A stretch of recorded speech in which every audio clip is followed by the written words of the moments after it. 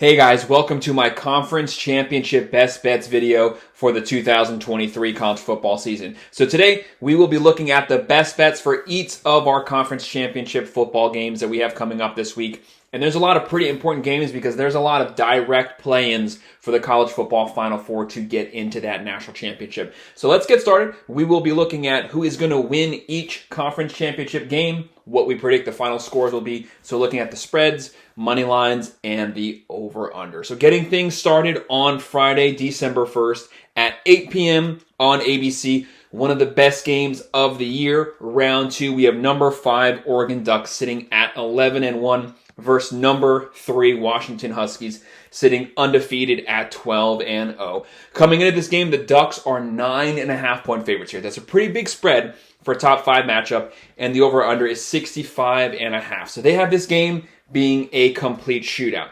Looking at this game, this is number 3 versus number 5. Whoever wins this game is getting into the Final Four, and they will be getting into the playoffs. You have Washington sitting there at 3. Everything is in front of them. They just have to win this game, get through it. For Oregon, they did lose a really close game to Washington earlier in the year. They're trying to get revenge here, make up for their only loss, and then possibly jump 4, take Washington's place at 3, and get in the playoffs here. This is not just a game to decide who's going to get in the playoffs. This is also the number 1 and the number 2 players for the Heisman right now. So whoever wins this game could make the playoffs, but also win the Heisman Trophy. So there's a lot at stake here. Looking at the team stats, we have the Ducks. They come in averaging 45.3 points per game. Washington, a very close 38.0 points per game. Oregon's defense gives up 15.9 points per game, and Washington gives up 23.0 points per game. So the Ducks have the advantage on both sides of the ball, getting about one more touchdown and giving up one less touchdown on offense and defense. They have a top 5 offense. They have a top 10 defense. This team is very well rounded, one of the best rounded teams in the country. Then you have Washington, who has a pretty good offense, but their offense has actually been lackluster for the last few weeks. But they do have Penix, and they do have a wide receiver core led by Rome Odunze, one of the better wide receiver cores in the country. This is going to be a really good game. Like we said, Oregon is favored by 9.5. I have the Oregon Ducks getting the win here in a shootout. I don't think this game was personally going to be close, but I could see Washington trying to make a run in the third and fourth quarter. But I have the Ducks winning 42-31, covering the spread, and I'm going to go with the over. These offenses are just too good. But I do have the Oregon Ducks winning the Pac-12 and getting into the Final Four. The next game that we have at 7 p.m. Friday on CBS, we have 10-3 New Mexico State versus number 24 Liberty sitting undefeated at 12-0. Liberty is 11-point favorites here. The over-under is 56.5. So New Mexico State did trounce Auburn at Auburn 2 weeks ago. They beat them, what was it, like 38-10. They got paid $1.8 million, came in and curb stomped them. So props to New Mexico State. Do not overlook them here. This is for the Conference USA Championship, and then you have undefeated Liberty there. Liberty is trying to get the best group of 5 to get a January 1st bowl. So there's a lot at stake here between a couple of these group of 5 teams. Both of these teams are pretty well-rounded teams. They both have pretty good offenses, pretty good defenses. New Mexico State, so they average 28.2 points per game. That's about a top 40 to top 50 offense. Liberty, they average 40.1 points per game. So Liberty obviously has the advantage on offense, and on defense, New Mexico has the advantage. So they give up 19.7 points per game. That's a top 25 defense. Liberty gives up 21.7 points per game, which is pretty average there, but they do have a very solid defense. Looking at the quarterback matchups here, we have Pavia for New Mexico. He's closing in on 2,800 yards, 23 touchdowns, 8 picks. And Salter for Liberty. He's closing in on 2,500 yards, 29 touchdowns, 5 picks. When it comes to this game, that's a pretty big spread here for 2 pretty decent teams. New Mexico can compete with the Power 5, but I have Liberty getting the win here. Winning Conference USA, I have them winning 27-20, so just a little closer. So I'm going to go with that plus 11. So they won't cover the spread, and I'm also going to go with the under. But they will win Conference USA and potentially be in the writing for best of the group of 5 teams. We'll now be moving on to our Saturday conference games. We have at 12 p.m. on ABC, the Big 12 championship game. We have number 18 Oklahoma State sitting at 9-3 versus number 7 Texas Longhorns sitting at 11-1. Texas 15.5-point favorites here. Over under is 54.5. So this is Texas's last game in the Big 12 here. They are trying to win the Big 12. Their last time being in the Big 12 as they move to the SEC next year. So they want to win the conference, but also possibly try to make the playoffs and make that Final Four. For Oklahoma State, they're just trying to upset Texas and ruin their season, basically as one last screw you to them as they leave for the SEC. What's going to happen this game? That's a pretty big spread for a conference matchup for two ranked teams. Texas, if I were Texas, I would have been hoping to actually play Oklahoma, who's number 12 or 13 right now, because that's Texas's only loss is to Oklahoma. They would like to beat them just like the Ducks. If they beat Washington, Texas could then make up for their only loss, beat Oklahoma, and potentially try to get that to catapult them into that Final Four. There's a lot at stake in this game. Texas has one of the better wins this year. They beat the crap out of Alabama in Tuscaloosa. So Texas is in front of Alabama. So if Bama somehow beats Georgia this weekend and they catapult into the top 4, as long as Texas wins, that could conceivably catapult them into the Final Four too, because they have the same record. They're both conference champs, and they have the head-to-head victory. So Texas is rooting for Alabama, but they also need to take care of business here. They can't just win this game. They have to beat the living crap out of Oklahoma State. They have to jump the Buckeyes, and they have to jump whoever loses out of the Washington-Oregon game, depending on how far they fall there. So Texas needs a couple things basically to go their way. Now, they obviously have the far better roster here. They have Quinn Ewers, they have Worthy, they have Mitchell. Texas has kind of had a crappy second half to the season. They've been controlling the first half of games, completely falling apart second half of games. But last weekend, they finally showed up on offense. They beat Texas Tech 57-7.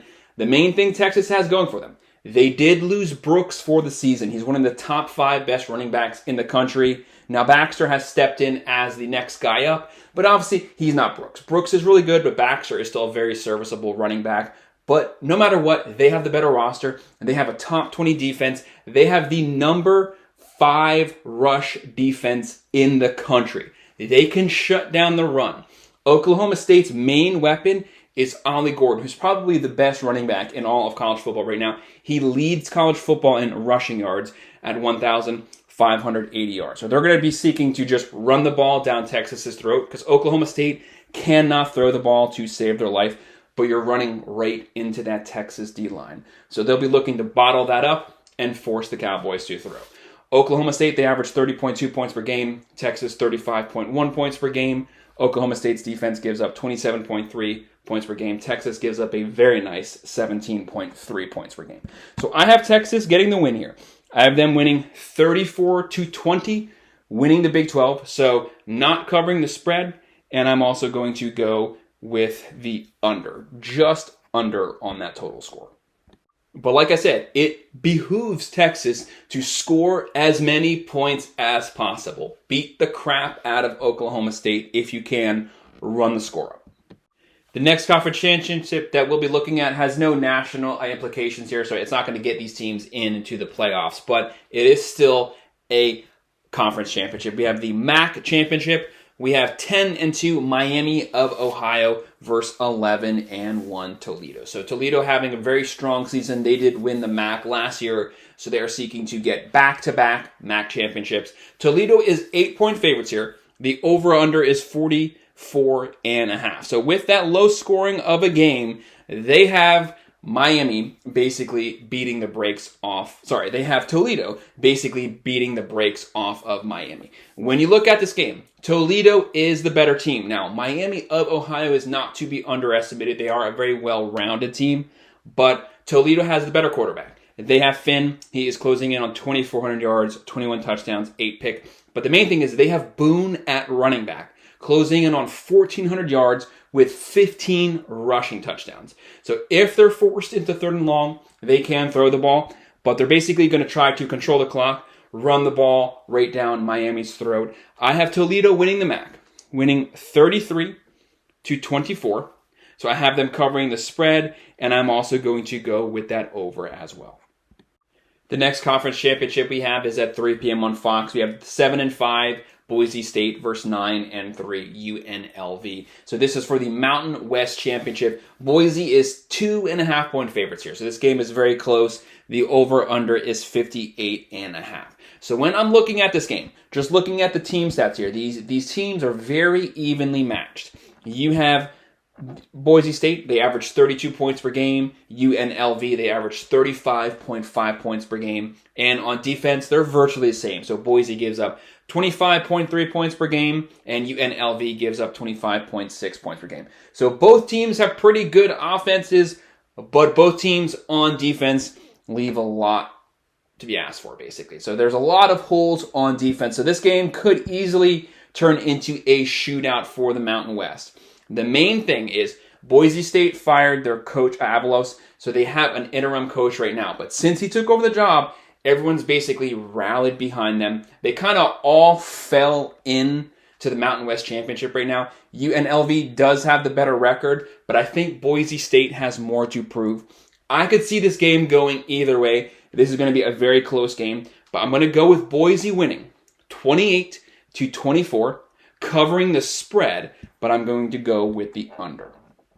The next game at 4 p.m. on CBS, we have the SEC Championship. We have number 1 Georgia Bulldogs sitting at 12-0 versus number 8 Alabama sitting at 11-1. That only lost to Texas at home.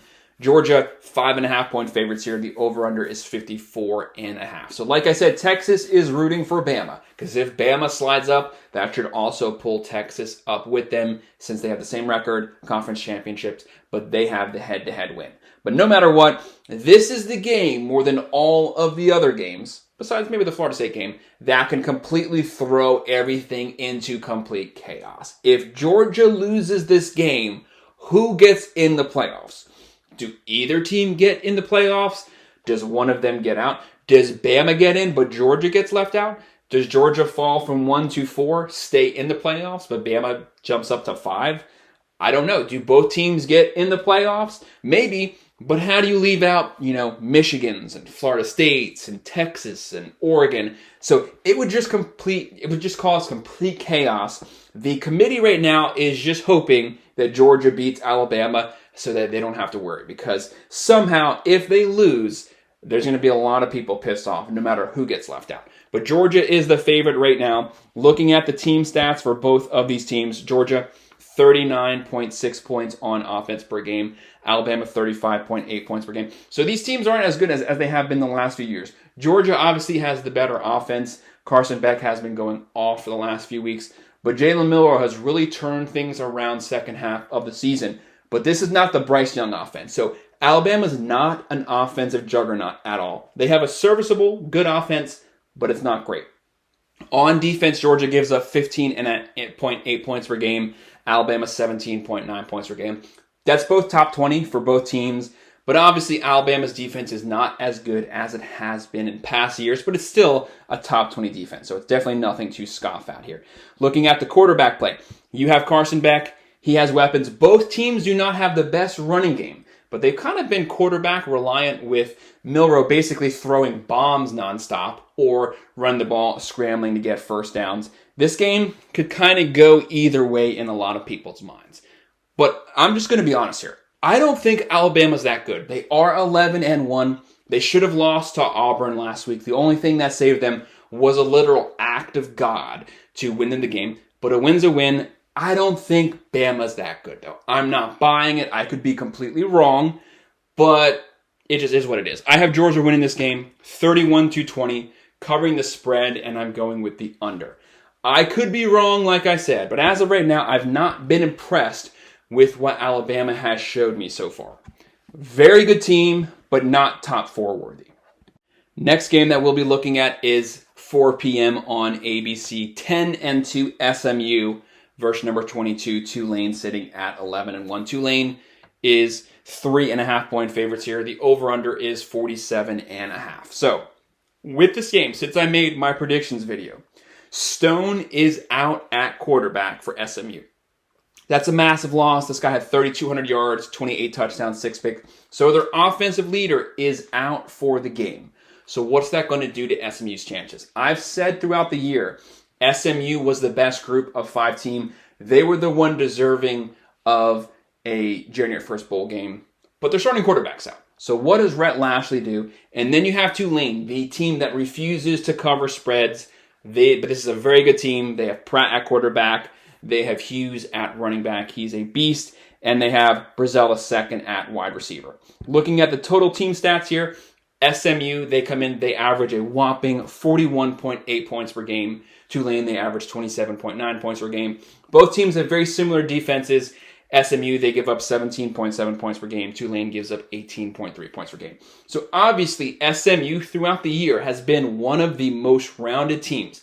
Top 10 offense, top 15 defense. But their main playmaker on offense is now gone for the game. But to be honest, with SMU, I think the main thing that's gotten them to 10-2 is actually not their offense, but it's their defense. Their defense is still there. Defense does travel. This is Rhett Lashley here. Rhett Lashley is an offensive guru. I think he'll have the backup quarterback prepared to play. It's the unknown. We don't know how this guy's going to play. No one has seen him take very many snaps. So you're kind of getting in the gray there because you don't know what to expect from him. So I'm just going to go out on a limb for this game. And I'm still going to pick SMU to win the game, but a lot closer than previous. So I have SMU winning this game 24-21. So kind of a lower scoring game. I'm going to go with the plus 3.5, and I'm going with the under. So I'm going to go with SMU winning the American Athletic Conference Championship, their last year in the conference, as next year they are moving on to the ACC. The next conference championship that we'll be looking at 4 p.m. on ESPN on Saturday, the Sun Belt Conference Championship. We have 8-4 Appalachian State versus 10-2 Troy. Troy did win the conference last year. They're trying to get back-to-backs this year. Troy comes in as 6-point favorites here. The over-under is 52.5. So this is not the Appalachian State that upset Michigan. That was a long time ago by now. But Appalachian State has been very competitive for a lot of years straight. They have Joey Aguilar at quarterback. He's a great quarterback, closing in on 3,300 yards, 33 touchdowns, 9 picks. So they can sling the ball up and down the field. But Troy, they actually have a top 15 defense. Like I said, defense travels. They're going to have it on the road. They have Vidal at quarterback, closing in on 1,400 yards, 9 touchdowns. They have Barber at wide receiver, closing in on 900 yards. So I look at Troy with the better defense, with the running game on the road, conference championship. Look for them to run the ball, control the clock. Appalachian State, though, could very well win this game, but I'm actually going to go with Troy to win a close one, 27-24. So I have them going under, and I'm going with the plus 6. The next game that we have at 8 p.m. on Fox, we have number 2 Michigan at 12-0 versus Iowa, who's number 16. They're 10-2. This is all for the Big Ten championship. Now, Iowa obviously has no chance to make the Final Four, but Michigan does. They just have to win this game. They just have to win this game by 1 point. It doesn't really matter. They're in. They do have Harbaugh back this game, so I expect them to be fired up. They have something to prove, even though, like I said, they just have to win the game by 1 point. No matter what, as long as they win, they make the Final Four. It's just where do they want to fall in that Final Four. As long as they win, they're probably going to hold on to that number 2 spot. Michigan is 21.5-point favorites here. The over-under is 35.5. So this is a massive spread here with a very low over-under. So they basically have Michigan shutting them out and beating the brakes off of Iowa. Iowa's offense is atrocious, a complete disgrace to college football. But both teams have really good defenses. So looking at the team stats here, Michigan, they average 37.6 points per game. Iowa, a lowly 18.0 points per game, which is actually up over last week.